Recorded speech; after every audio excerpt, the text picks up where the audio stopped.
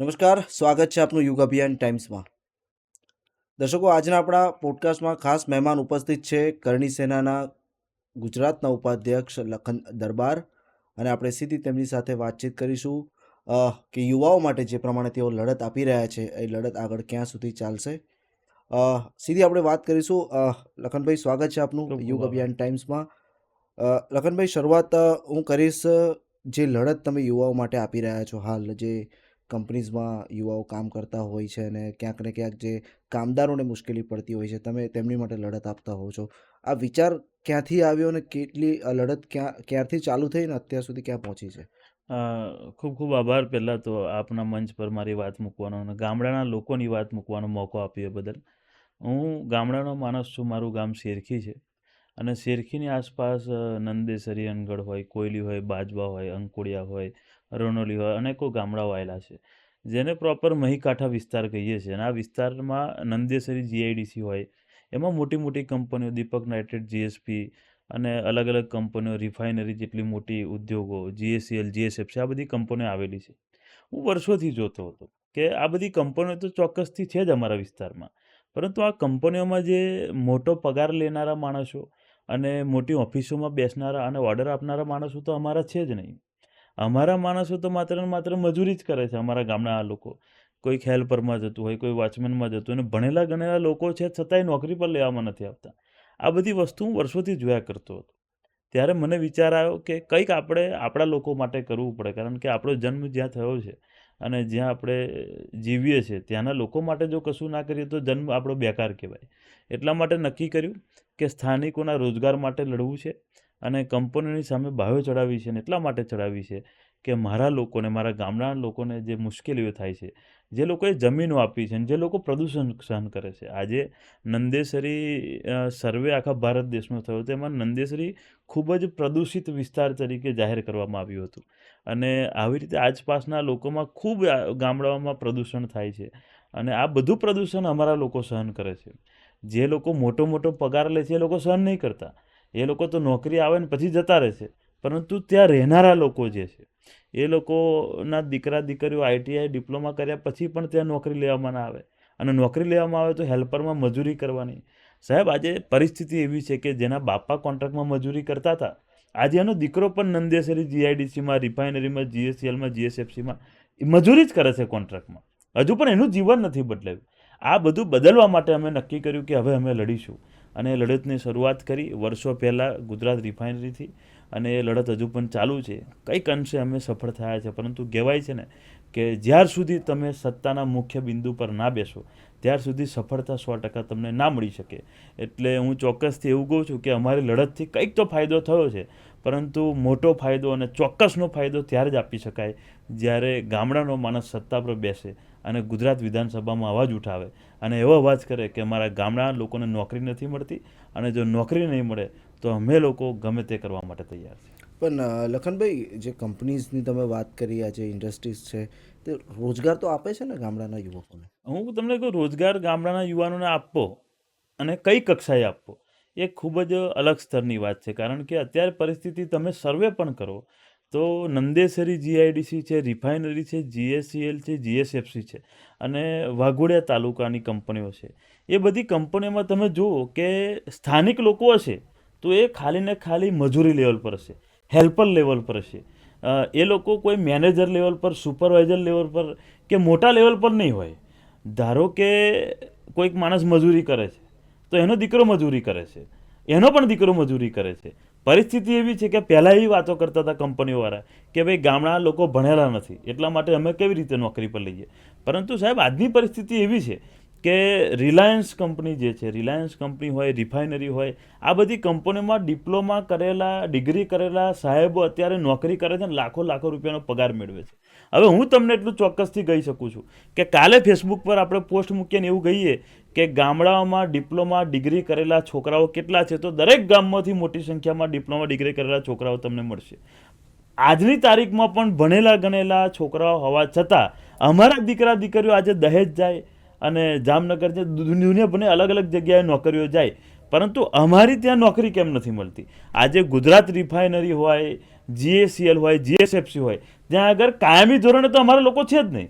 એટલે મારું દર વખત એક જ વસ્તુ કહેવું છે કે અમારા ગામડાના લોકોએ શું મજૂરી કરવાનું લખેલું છે અમને, કે જેના બાપાએ મજૂરી કરે, દીકરોએ મજૂરી કરે, સાલું આઈટીઆઈ કરીએ, ડિપ્લોમા કરીએ, ડિગ્રી કરીએ તો એ કાયમી નોકરી તો મળતી જ નથી.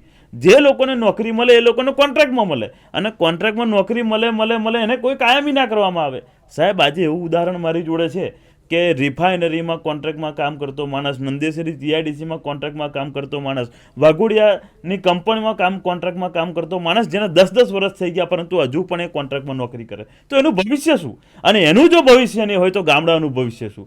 હું હંમેશા ગામડાની વાત એટલા માટે કરું છું કારણ કે ગામડાના લોકો બી મત આપે છે અને સિટીના લોકો પણ મત આપે છે. તો સિટીમાં તમે જોતા હશો કે રોડ, રસ્તા, પાણી, ગટર, બધી સુવિધા A1 ક્લાસ છે, ફર્સ્ટ ક્લાસ છે. પરંતુ ગામડાઓની પરિસ્થિતિ શું છે? આજે ગામડાઓમાં વીજળી માટે લોકોને હાલાકી પડે, રોડ રસ્તા માટે હાલાકી પડે, પીવાના પાણી હજુ આઝાદીના આટલા વર્ષો પછી ઘેર ઘેર નર નથી આપી શક્યા. આવી પરિસ્થિતિમાં ગામડાના લોકો જીવન જીવે છે. એટલે હું હંમેશા કહું છું કે સરકારોને પણ કહેવા માગું છું કે સાહેબ, અમારા ગામડાનો મત તાંબાનો અને સિટીનો મત સોનાનો એવું તો છે જ નહીં. મતો તો બધા હરખા જ આપે છે, તો સમાન અધિકાર કેમ નથી મળતો? સમાન અધિકારની લડાઈ લડીએ છીએ અને આ ચોક્કસથી લડતા રહીશું. તો અત્યાર સુધી જે કંઈ તમે આ ન્યાયની લડત લડી રહ્યા છો, કેટલા યુવાનોને ન્યાય અપાવ્યો તમે? અમે ચોક્કસથી, હું આપને પણ કહું અને જાહેર જનતા પણ જાણે છે કે એક સમય એવો હતો કે એ સમયમાં કોઈ કંપનીમાં જ્યારે કોઈ યુવાન મૃત્યુ પામી જાય ને તો ડેડ બોડી લઈને બધા જતા રહેતા હતા. 1 રૂપિયો કોઈને મળતો નહોતો.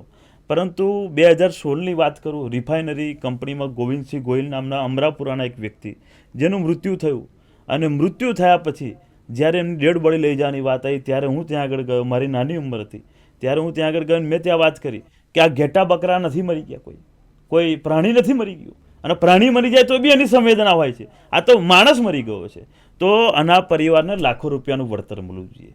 સાહેબ, એ દિવસથી આંદોલન સવારથી સાંજ સુધી ચાલ્યું અને ઇતિહાસ ગવા છે એ દિવસ લાખો રૂપિયાનું વળતર મળ્યું. એની પછી જીએસપી કંપનીમાં જ્યારે ધડાકો થયો 2017માં, ત્યારે 6 લોકોનું મૃત્યુ થયું, ત્યારે પણ 35 લાખ રૂપિયાનું વળતર મળ્યું. આવી રીતે જે વળતરની શરૂઆત છે, આ વળતરની શરૂઆત તો અહીંથી શરૂઆત થઈને દહેજમાં શિવા ફાર્મામાં હમણાં છેલ્લા 6 મહિના પહેલા જ્યારે 2 જણના મૃત્યુ પામી ગયા ત્યારે એમને 59 લાખ રૂપિયાનું વળતર અપાયું. એટલે આ લડતના કારણે ઇતિહાસમાં જ્યારે કોઈને રૂપિયો નહોતો મળતો, કોઈ ધારાસભ્ય, કોઈ સંસદ સભ્ય, કોઈ મંત્રી સંત્રી 1 રૂપિયો નથી અપાઈ શક્યો. અને એ જ જગ્યા પર અમારા જેવા સામાન્ય માણસોએ લડીને, અમારા જેવા સામાન્ય યુવાનોએ લડીને લાખો રૂપિયાનું વળતર અપાયું છે. અને આજે એ પરિસ્થિતિ છે કે કંપનીમાં કોઈનું મૃત્યુ થાય ને તો કંપનીને એવું તો ચોક્કસથી થાય કે લખન દરબાર આવે એની પહેલાં લાખો રૂપિયાનું વળતર અપાઈ દો, નહીં તો પેલો આંદોલન કરશે અને કંપનીને ઝુકાઈને રહેશે. પણ લખનભાઈ, અંદરો અંદર જે ચર્ચાઓ, કારણ કે અમે બી પત્રકાર તરીકે જતા હોઈએ છીએ, સર્વે કરીએ, રિપોર્ટ્સ કરતા હોઈએ છીએ, રિવ્યૂ, તો એવું જાણવા મળે છે કે લખન દરબારને વાઘોડિયા વિધાનસભામાંથી લડવું છે એટલે આ બધું કામકાજ કરે છે અને યુવાનોને પોતાની. હું તો એવું કહું છું કે લખન દરબાર જ કેમ, મારા વાઘોડિયા વિધાનસભાનો કોઈ બી ગામડાનો સામાન્ય યુવાન બી ધારાસભ્ય કેમ ન બની શકે? કેમ એને અધિકાર નથી? જ્યારે મોટા મોટા ઉદ્યોગપતિ, જે મોટા મોટા વેપારીઓ હોય, કરોડો રૂપિયા હોય જેની જોડે, એ લોકોને લખી આલ્યું છે કે એ લોકો જ ધારાસભ્ય બનશે? કોઈ સામાન્ય માણસ કેમ ના ધારાસભ્ય બની શકે? કોઈ સામાન્ય ગરીબ પરિવારનો દીકરો કેમ ના ધારાસભ્ય બની શકે? આજે હું લડત કરું છું તો ચૂંટણી તો હમણાં 2027માં છે. લખન દરબારે તો 2016માં લોકોને આંદોલન કરીને લોકોને વળતર અપાયું છે, 2017માં અપાયું, 18માં અપાયું, 19માં અપાયું, કોઈ જગ્યાએ બાકી નથી રહ્યું. હું તમને કીધું કે દહેજ શિવા ફાર્મામાં જ્યારે મેં 59 લાખ રૂપિયાનું વળતર અમે લોકોએ સૌએ અપાયું હોય, જ્યારે પાદરાની એમ્સ ઓક્સિજન કંપનીમાં જ્યારે ભર ઠંડીમાં શર્ટ કાઢીને આંદોલન કરીને રાત્રે 12-1 વાગે 21 લાખ રૂપિયાનું વળતર અપાયું હોય, તો આ તો બધી વિધાનસભા વાઘોડિયા વિધાનસભા છે જ નહીં. પેલું દહેજ છે, ભરૂચ જિલ્લો છે, આ પાદરા તાલુકો છે, એવી રીતે અમદાવાદ, હાલોલ, બધી દુનિયાભરની જગ્યાએ અમે લોકો માટે આંદોલન કર્યા છે. પરંતુ વિચાર તો આવે ને કે પોતાનું ઘર તો સુરક્ષિત કરવું પડે કે ના કરવું પડે?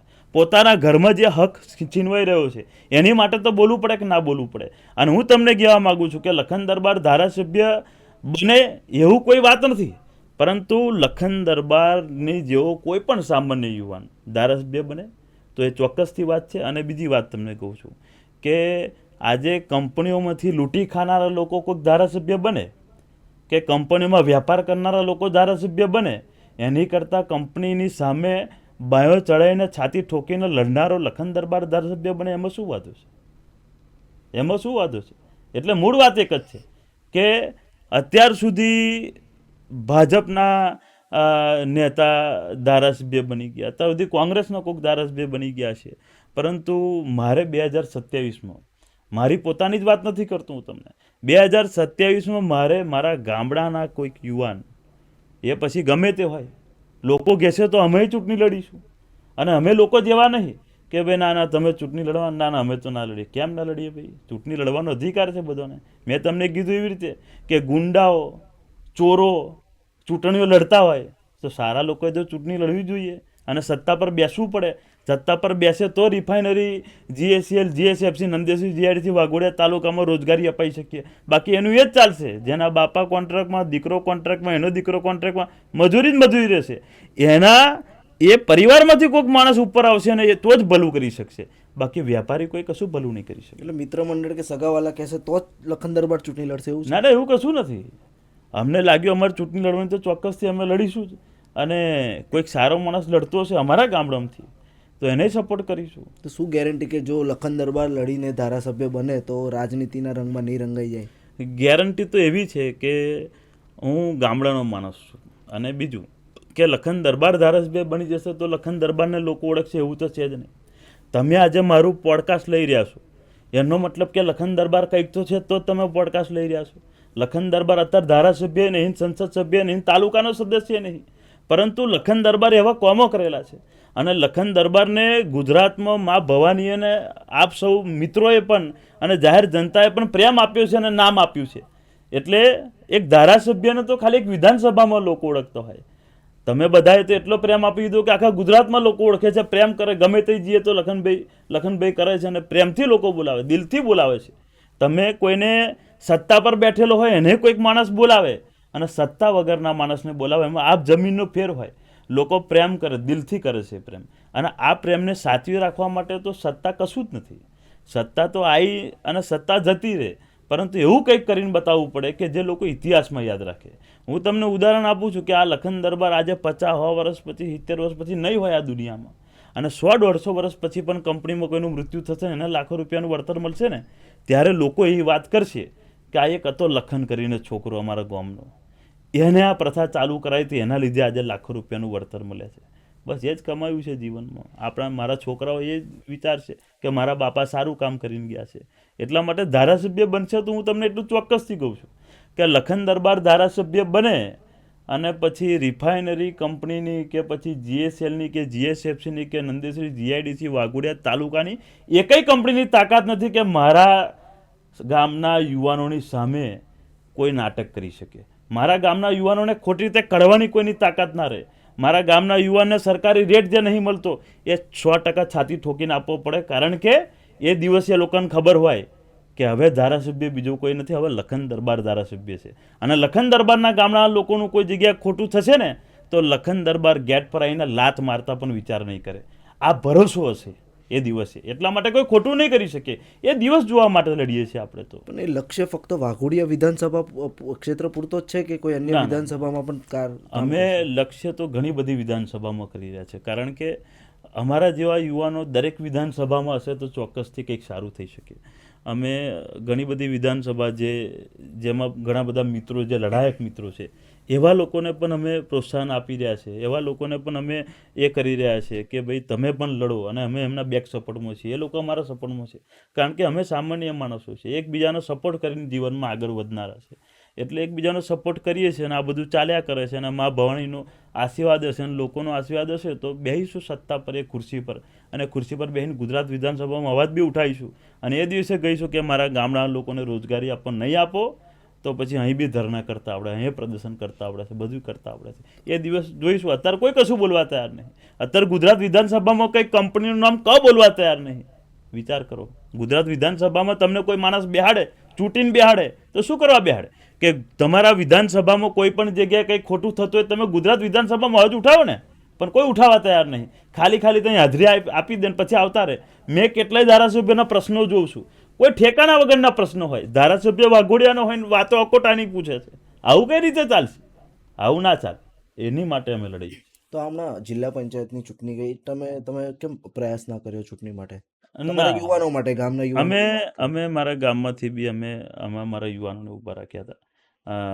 હું આ જિલ્લા તાલુકાની ચૂંટણીઓમાં એટલા માટે નથી પડતો, હું તમને સ્પષ્ટ વાત કરું. કારણ કે જિલ્લા તાલુકાની ચૂંટણીઓમાં કેવું છે કે બધા ગામના લોકો લડતા હોય. તાલુકાની ચૂંટણી હોય તો ગામના જ હોય, જિલ્લાની ચૂંટણી હોય તો આજુબાજુ ગામના જ લોકો હોય લડતા હોય. એટલા માટે એમાં કેવું છે કે બધા મારા ભાજપમાં મિત્ર વર્ગ છે અને કોંગ્રેસમાં, હું કોઈ પાર્ટીમાં નહીં. એટલા માટે ભાજપમાં મિત્ર વર્ગ છે અને કોંગ્રેસમાં છે. એટલા માટે હું એટલા માટે નથી એમાં પડ્યો, કારણ કે બધા આપણા મિત્રો છે, જેને જે લડવું હોય ને પોતે જીતી શકે છે. એમાં આપણે પડવાનો મતલબ બધા મિત્રો છે, એટલે કોની સામે તમે બોલો. અને એ સામાન્ય સ્તરની ચૂંટણી છે, જેમાં ગામની વાત થતી હોય, જેમાં પોતાના તાલુકાની વાત થતી હોય. એટલા માટે ઘણી બધી જગ્યાએ અમે ગયા પણ છે, બધા મિત્રોને સપોર્ટ પણ કર્યો છે. ભાજપમાં ગયા છે. ભાજપમાં જ્યારે ચૂંટણી લડતા હતા શૈલેન્દ્રસિંહ ઠાકોર, શૈલુ બાપુ છે, એ લડતા હતા, એમની બી પ્રચારમાં હું ગયો છું. પછી શ્રીરંગભાઈ આયરે છે, એમના બી પ્રચારમાં ગયો છું. પછી બીજા કોંગ્રેસના મિત્રોના પ્રચારમાં ગયો છું. એટલે જે જગ્યા પર કોઈ માણસ ભાજપમાં સારું કામ કરતો હોય તો એનો પ્રચાર કરવાનો શું વાંધો છે. હું તો હંમેશા એક જ વાત કહું છું, કોઈ પાર્ટી જોઈને મત જ ના આપશો. પાર્ટી કોઈ આઈ નહીં ઊભી રહેતી, માણસ આઈને ઊભું રહેશે. એટલા માટે માણસ જોઈને મત આપો. એટલે અમે તો બધી જગ્યાએ જઈએ છીએ, કોઈ પાર્ટીથી વેર નથી કશું. માણસ જોઈને મત તો આપે છે, પણ છેલ્લે લોકો ભળી તો ભાજપમાં જાય જ છે. આ ભળી ભાજપમાં જાય છે, પરંતુ હું તમને એવું કહેવા માગું છું કે ભાજપમાં કેટલા ધારાસભ્યો એવા સારા બી છે કે જે લોકો અડધી રાતે કોકની ત્યાં ઊભા રહે છે, જે લોકો ખરેખર વ્યાપાર નહીં કરતા, એ લોકો જનતાનું કામ કરે છે. આવા કેટલાય ધારાસભ્યો છે. આખા ગુજરાતમાં સારા ધારાસભ્ય નહીં એવું નહીં કે ભાજપમાં નહીં એવું નહીં, કોંગ્રેસમાં નહીં એવું નહીં, કોંગ્રેસમાં સારા માણસો છે. તમે જિગ્નેશભાઈ મેવાણીને જોઈ લે, એ સારા માણસ છે. આવા બધા નેતાઓ કેટલા બધા છે. તમે આમ આદમી પાર્ટીમાં ગોપાલભાઈ જો અત્યારે કેટલું સારું કામ કરે છે, એવા લોકો ભાજપમાં કેટલા બધા છે. હીરાભાઈ છે સોલંકી, આ બધા ભાઈ જયેશભાઈ રાદડિયા છે, આ બધા કેવું જોરદાર કામ કરે. અર્જુન મોઢવાડિયા સાહેબ છે, એ જોરદાર કામ કરે, મંત્રી છે અત્યારે. એટલે આવા લોકો એ બધા છે, દુનિયાભરના સારા લોકો પણ છે. એટલે હું એટલા માટે એવું વિચારધારા એવી છે કે ભાઈ પાર્ટી નહીં, માણસ જોઈને મત આપો. એટલા માટે, કારણ કે પાર્ટી જોઈને તમે મત આપો અને પછી એ વ્યક્તિ સારો ના નીકળે શું કરવાનું? એ 5 વર્ષ ભોગવવાનું. એની કરતાં માણસ જોઈને મત આપશો તો ચોક્કસથી એ માણસ તમારી જોડે આવીને ઊભો રહેશે, પાર્ટી નહીં જોવે. અને આવા ઘણા બધા ઉદાહરણો છે. અમે કેટલી વાર આંદોલન કરીએ તો ભાજપના લોકો અમારી જોડે હોય છે. અમે કોઈ કંપનીમાં જ્યારે આંદોલન કરીએ, કોઈ મરી જાય તો ભાજપના લોકો હોય છે. અને કેટલી વાર તમને બીજી વાત કહું કે ભારતીય જનતા પાર્ટીના કોઈક માણસનો સગો મરી ગયો હોય તો મને જ ફોન કરે. એ કોઈ ધારાસભ્યને ફોન નહીં કરતા, એ સંસદને ફોન નહીં કરતા. એ લોકોએ મને ફોન કરે કે લખનભાઈ મારા સગાનું એવું મૃત્યુ થયું, તમે ત્યાં આગળ જઈને આંદોલન કરો. આવી બી પરિસ્થિતિ અમે જોઈ છે. એટલે એ વિશ્વાસ છે કે માણસને આજે સંસદ સભ્ય, ધારાસભ્ય પર વિશ્વાસ નહીં, માણસને લખન દરબાર પર વિશ્વાસ છે કે આ માણસ આવશે ને કંઈક સારું કરશે. આ માણસ વેચાય નહીં. મૂળ વસ્તુ તો બજારમાં વેચાવાનું છે કે વેચાય નહીં. લખન દરબાર વેચાય નહીં, કંપની સામે છાતી ઠોકીને લડશે અને લડીએ છીએ. એટલા માટે લોકો પ્રેમ આલે છે. પણ આ આંદોલન થાય ને પહેલા જ અટકાયત થઈ જાય છે તમારે, એવું કે? એ થાય છે તો વાઘોડિયામાં જ થાય છે. વાઘોડિયા વિધાનસભામાં 2022 પહેલાં એવું હતું કે એની પહેલાં મધુભાઈ શ્રીવાસ્તવ ધારાસભ્ય હતા જ. એમના ધારાસભ્ય કાર્ડ છે, એમાં મેં ઘણા બધા આંદોલનો કર્યા છે. કંપનીઓ અમે કર્યા. મેં તમને રિફાઇનરીનું ઉદાહરણ આપ્યું. રિફાઇનરીમાં મેં આંદોલન કરીને વળતર અપાયું, જીએસપીમાં આંદોલન કરીને વળતર અપાયું, રિલાયન્સમાં આંદોલન કરીને વળતર અપાયું. આવી ઘણી બધી કંપનીમાં આંદોલન કર્યું મેં. જયંત એગ્રોમાં આંદોલન કર્યું હતું, હેટીઝમાં આંદોલન કર્યું હતું, લોકોને છૂટા કરી દે ત્યાં ધરના પ્રદર્શન બધું કર્યું હતું. પરંતુ ધારાસભ્ય મધુભાઈ હતા ત્યાં કોઈ દિવસ મારી અટકાયત કે પોલીસે મને રોકીને કશું એવું કર્યું નથી. પરંતુ 2022 પછી ધારાસભ્ય બદલાય, એની પછી તો હું કોઈ કંપનીમાં જાઉં એની પહેલાં જ મારી ધરપકડ કરી દે છે. એટલે વિચાર કરવા જેવી બાબત છે. જનતા બધું જાણી ગઈ છે, સમય જવાબ આપશે, જોરદાર મજબૂત કચકચાઈ ના. 2027માં ચૂંટણી લડો તો જનતા તમને કેમ મત આપે? જનતાને શું મેસેજ આપશો? મેં તમને કીધું એ જ રીતે કે લખન દરબાર જો ધારાસભ્ય હોય તો કોઈ કંપનીની તાકાત નથી કે ખોટી રીતે છૂટા કરી શકે. કોઈ કંપનીની તાકાત નથી કે સરકારી રેટની ઓછો પૈસો 1 રૂપિયો આપે. કોઈ કંપનીની તાકાત નથી કે વર્ષોથી જે કામ કરતા હોય એ લોકોને કાયમી ના કરે. આ બધી જ વસ્તુ, રોડ, રસ્તા, ગટર, પાણી, આ બધી જ સુવિધા તો થવાની છે. સરકાર કોઈ બી આવશે, પરંતુ મૂળ વસ્તુ રોજગારી છે સાહેબ. કારણ કે રોજગારી નહીં હોય તો તમે રોડ, રસ્તા, ગટર, પાણીનું કશું કોઈ મતલબ નથી રહેતો. મારું સપનું છે કે લખન દરબાર જે દિવસે કંઈક શક્તિ, સત્તા નહીં મળે એ દિવસે મારા ગામડાનો ગરીબ પરિવારનો દીકરો આ જ મોટી કંપનીમાં મોટો પગાર લેતો હોય અને મોટી ઓફિસમાં બેસતો હોય અને એ ઓર્ડર આપતો થાય અત્યારે મારા લોકો નથી ઓર્ડર આપવામાં, અત્યારે મારા લોકો બિચારા ઓર્ડર સાંભળવામાં છે. એ દિવસ એ સપનું માં ભવાની 100% સાકાર કરાવે કે મારાય લોકો રિફાઇનરીમાં મોટી જગ્યાએ બેહીને ઓર્ડર આપે, મારાય લોકો GSLમાં હોય, GSFCમાં હોય, મારાય લોકો નંદેશ્વરી GIDCમાં મોટી મેનેજર સુપરવાઇઝર હોય. એ સપનું જોવું છે ને એ સપનું સાકાર કરવા માટે જનતા ચોક્કસથી અને મા ભવાનીનો પણ આશીર્વાદ રહેશે. અંતિમ પ્રશ્ન. હાલ શાળા પ્રવેશોત્સવ ચાલી રહ્યો છે અને આપણે જોતા હોઈએ છીએ નેતાઓ હોય કે અધિકારીઓ હોય દરેક શાળાઓમાં જઈને બાળકોને કન્યા કેળવણી મહોત્સવની શાળા પ્રવેશોત્સવ કરાવતા હોય છે, પણ એક મહત્વનું કે કેટલા નેતાઓના બાળકો એ સરકારી શાળામાં કે કોઈ બી સરકારી શાળામાં ભણતર મેળવે છે. આ બાબતે તમારું શું કહેવું? મારું તો આ બાબતે એક જ કહેવું છે કે શાળા પ્રવેશોત્સવ છે જ નહીં. આ ખોટું નામ છે. આ તો શાળામાં ફોટોઠેસવ છે, ફોટો પડાવવાનો ઉત્સવ છે. આ પ્રવેશોત્સવ નહીં. કારણ કે તમે જુઓ છેલ્લા અઠવાડિયાથી ફેસબુક ખોલો, ઇન્સ્ટાગ્રામ ખોલો, ગમે તે જગ્યાએ સમાચાર જુઓ તો કે આ સંસદ સભ્ય આવ્યા એમને પ્રવેશોત્સવ કરાયો, આમ નોટ ચોપડી હાલે, ખબર છે, આમ ઈશારો આમ કરીને હાલે, એટલે છોકરો છોકરી આગળ ઊભો હોય એનો અને એમને આમ કરીને ચોપડી હાલે, આમ કરીને બેગ હાલે. આવા ફોટા તમે જોયા કે નહીં જોયા? જોયા ને? હવે આવા ફોટા સંસદ સભ્યના, ધારાસભ્યના, તાલુકા સદસ્યના, જિલ્લા સદસ્યના બધાના આવા ફોટા આપણે જોયા. છેલ્લા અઠવાડિયાથી ચાલુ છેલ્લા ફોટોત્સવ છે આ પહેલી વાત તો. અને એમાંય પાછું વિચારવા જેવી બાબત એ છે કે જે લોકો ત્યાં આગળ ફોટો પડાવવા જાય છે ને ચોપડીઓને બેગ હાલે છે, એમાંનો એકેયનો છોકરો સરકારી શાળામાં ભણતો નહીં. એમના છોકરાઓ તો મોટી મોટી શાળાઓમાં ભણે છે, મજબૂત શાળાઓમાં ભણે, એસી વાળી હોય, રૂમ એસી વાળો હોય. અહીં તો લોકોના ઘેર એસી નહીં હજુ. એમના છોકરા તો રૂમ એસી વાળો હોય, ક્લાસરૂમ એમાં ભણે છે.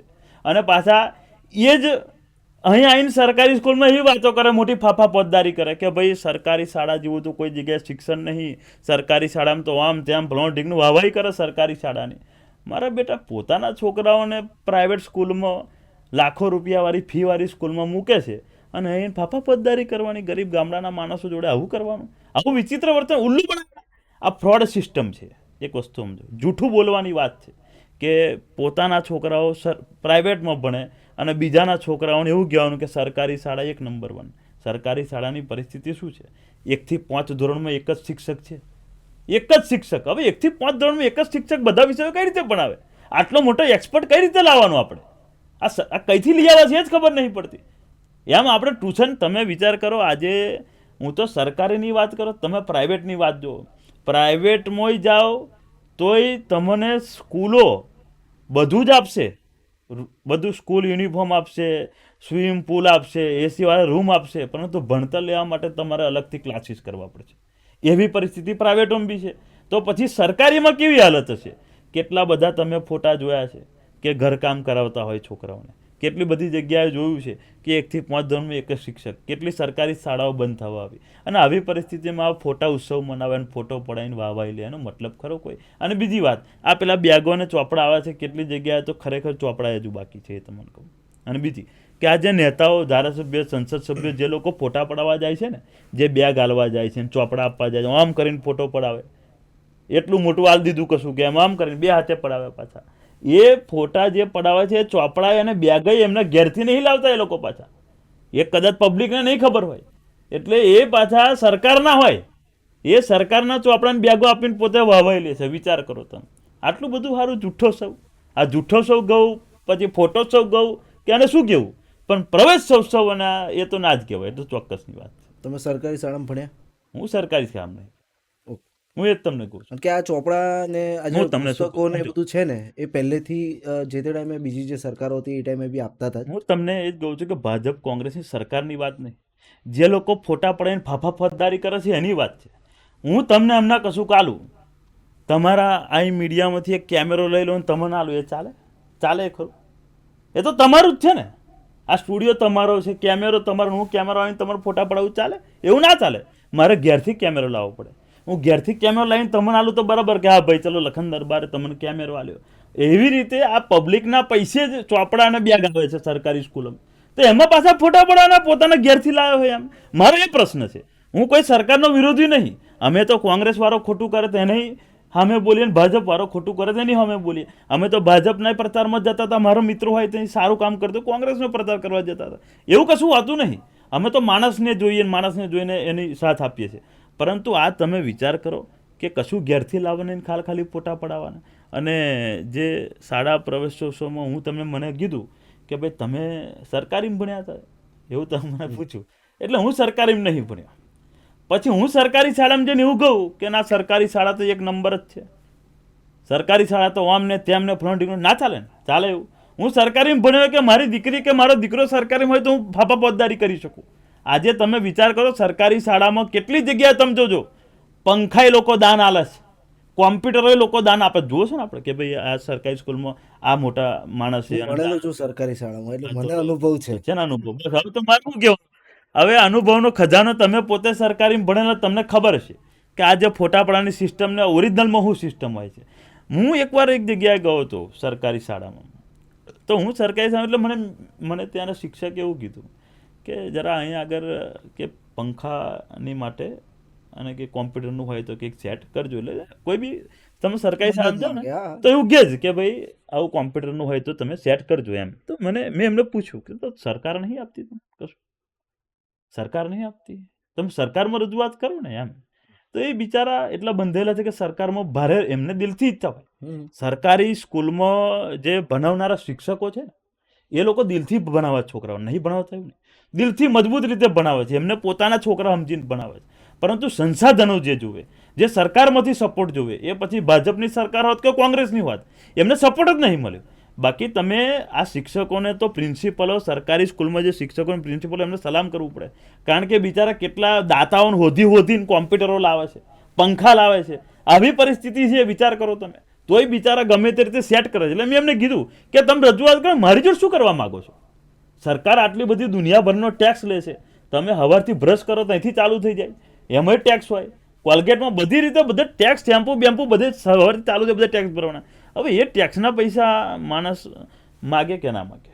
આજે રોડ રસ્તા સારા માગે, એ રોડ રસ્તા સારા ના હોય ચાલે, પરંતુ શિક્ષણ તો સારું હોવું જ જોઈએ. અને શિક્ષણ સારા સંશોધનોવાળું હોવું જોઈએ. કોમ્પ્યુટર લેબ આ તે ફ્લોન્ટિકનું બધું હોવું જોઈએ, પરંતુ નહીં હોતું. એટલે આ લોકો બિચારા મહેનત કરીને લાવે છે. એટલે આવી પરિસ્થિતિમાં હવે આ પ્રવેશોત્સવ કે ફોટોત્સવ કે પછી જૂઠોત્સવ કે આ બધું ચાલ્યા કરે છે, અને અમે બધા જોયા કરીએ છીએ, તમે જોતા હશો ફેસબુકમાં. એટલે હું કેટલા દિવસથી વિચારતો હતો કે મારા બેટા ખરેખર કલાકાર છે ને, જે પિક્ચરમાં આવે છે એ નહીં હોતા. સાચું કહું તમે, ખરેખર કલાકાર પિક્ચરમાં જો તમે જોવા જાઓ ને, એ કલાકાર નહીં, એનાથી મોટા કલાકાર આ લોકો છે, જે લોકો ફોટા એવી રીતે પડાવે કે પોતાને ઘેરથી લાવે હોય બેગો ને ચોપડીઓ, એવા લોકો છે. બાકી બિચારા સંસ્થાવાળા નહીં કરતા, સંસ્થાવાળા પોતાના પૈસેથી એને બધું કરે છે. એ લોકોને બિરદાવવા જોઈએ, આ લોકોને બિરદાવવા ના જોઈએ.